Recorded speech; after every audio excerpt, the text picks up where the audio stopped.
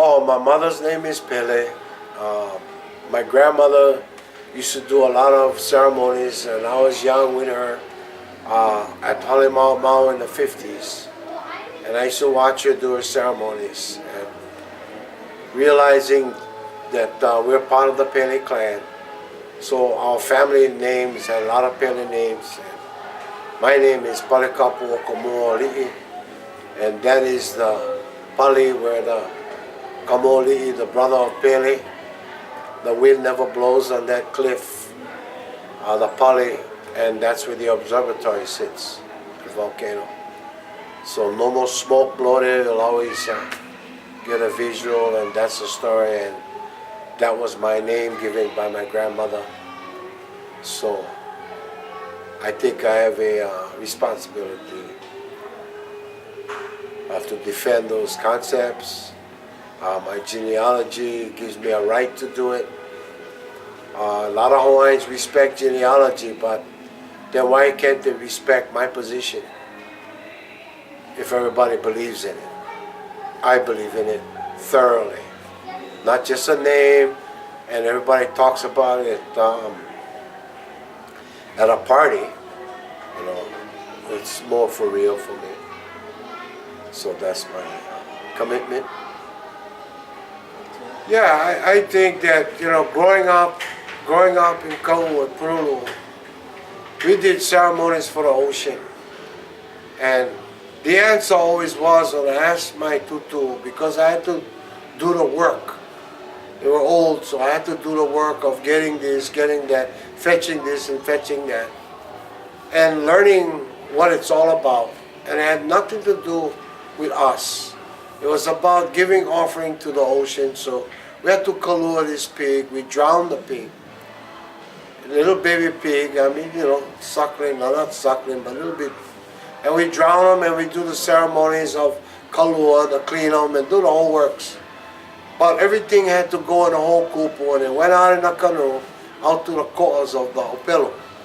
We're Opelo family, they do a lot of Opelo fishing.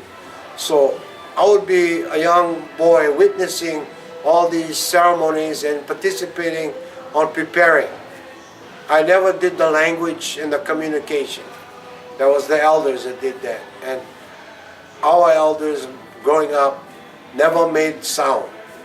I would see their lips move, would wait till they're done, but they never chanted out loud.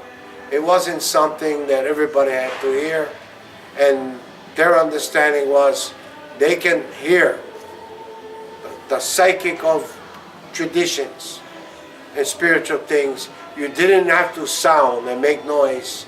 They knew if they were that gods. So they never chanted loud. It was always just hooking up. And then we'd drop the whole kupu in that area of the koa, and we'd come home. But traditional beliefs. And then when the eruption came, and then I see my grandparents pay attention to that. So I grew up with spiritual connections, and they never told me as a mo'opuna that, you know, when you grow up, throw all that away. They never said that. And when I lived with them in my life and saw their attitude of adjustment when they were doing these things, it meant something very serious to them. Because every other alternate day there'd be regular grandma and grandpa. But when they did these ceremonies, they had a different focus, a different attention. So growing up, I knew that was real. And it meant something. So that's how I looked at it. So that's my reason of saying that a lot of these things, every Hawaiian did believe in. And every Hawaiian has a right to. And sometimes the government's got to be responsible to making sure that this kind of understanding should always be protected, because that is who we really are, spiritually connected to nature in lots of ways. In fact, we name nature. Every name in nature is named by a Hawaiian.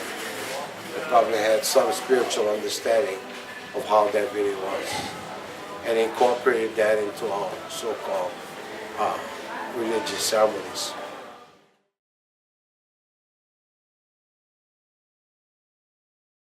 Not getting better with it, so hey, let our kids, a few who want to change, we should always leave that window open for that and not shut them out. And they would say that, oh, the last generation would cut our line, man. They would cut our line, they never defend Pele. The last traditional thing, they took this, they took that. So we got a few tradition beliefs left. They never defend that. At least you can say that we get documentation if our children in the future ever looked at traditional beliefs, they can see that we fought it. You know, we never push them out or lay in front of the dozer. We fought that and gave them that chance to think again, rethink. So they're not going to say, oh, they gave up. Not along my trail.